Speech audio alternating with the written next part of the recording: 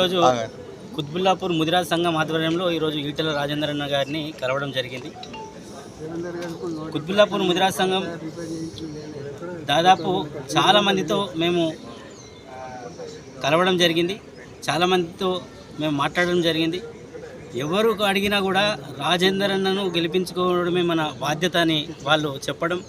ఏ పార్టీలో ఉన్నా కూడా ఈసారి మోడీ మరియు రాజేందర్ అన్న ఈ బీజేపీ కేంద్రంలో ఉండడమే మాకు కరెక్ట్ అని అందరూ భావిస్తూ ఈరోజు రాజేందర్ అన్నను కలవడానికి కుత్బుల్లాపూర్ ముదిరాజ్ సంఘం ఆధ్వర్యంలో అందరూ పెద్దలు గౌరవనీయులందరూ కూడా అధ్యక్షులు మరియు అందరూ కూడా ఈరోజు రాజేందర్ అన్నను కలిసి పూర్తి మద్దతు మీకు ఉంది, గల్లీ గల్లీ వాడవాడ మాకు తెలిసిన ప్రాంతాల్లో అందరికీ కూడా మేము సంప్రదించి రాజేందర్ను గెలిపించడంలో మా బాధ్యత పూర్తిగా మేము ఉంటామని పూర్తి మద్దతు తెలిపి ఈరోజు రాజేందర్కు బలాన్ని చేకూర్చడానికి ఇక్కడ విచ్చేయడం జరిగింది.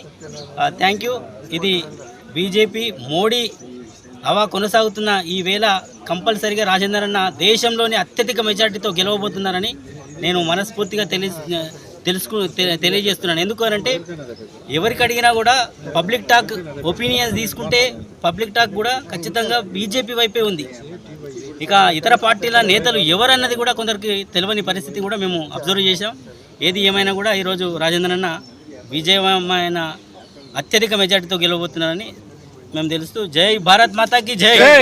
జై జై శ్రీరామ్. ఈరోజు మన మల్కాజ్గిరి మేడ్చల్ మల్కాజ్గిరి నియోజకవర్గం ఎంపీ అభ్యర్థిగా నిలబడ్డ ఈటెల రాజేందర్ అన్న గారిని కలవటానికి ముద్రాజ్ సంఘం కుత్బుల్లాపూర్ కాన్స్టిట్యూషన్ ముద్రాజ్ సంఘం కమిటీ వాళ్ళందరూ వచ్చి ఆయనకు ఘనంగా సన్మానించి మీకు హృదయపూర్వకంగా మేము ఖచ్చితంగా మేము తిరిగి ఆర్గనైజింగ్ చేసి సపోర్ట్ చేసి మిమ్మల్ని గెలిపిస్తామని వాగ్దానం చేసినారు.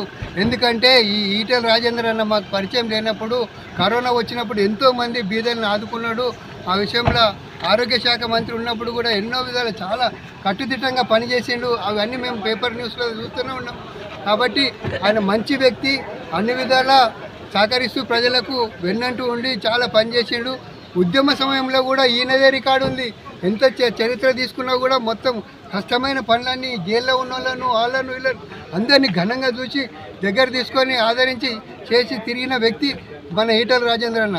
మంచి వ్యక్తిత్వం ఉన్న ఈటెల రాజేందర్ అన్నను ఖచ్చితంగా మనం సపోర్ట్ చేసి గెలిపేయాలని మా కమిటీ ఏకగ్రీవంగా తీర్మానం చేసి అందరం ఇప్పుడు 30 మంది వచ్చి ఆయనకు గార్లెండ్ చేసి మేము తప్పకుండా చేస్తున్నామన్న. బస్తీలో మేము ఇప్పటి నుంచి ఆర్గనైజ్ చేస్తాము. అహర్నిశలు కృషి చేసి మిమ్మల్ని గెలిపించుకోవటం మా ధ్యేయం అని చెప్పినాము. అదేవిధంగా ఆయన ఈ బీజేపీ పార్టీ కూడా మంచి పార్టీ. ఈ పార్టీలో నరేంద్ర మోడీ గారు మనకు వ్యాక్సిన్ ఇచ్చి అందరినీ కాపాడిండు ఒక ఎత్తు. మరియు గరీబ్ ప్రజలకు దినం వెళ్ళని ప్రజలకు వైట్ కార్డ్ మీద 6 కిలోల బియ్యం ఉచితంగా ఇప్పిస్తున్నాడు.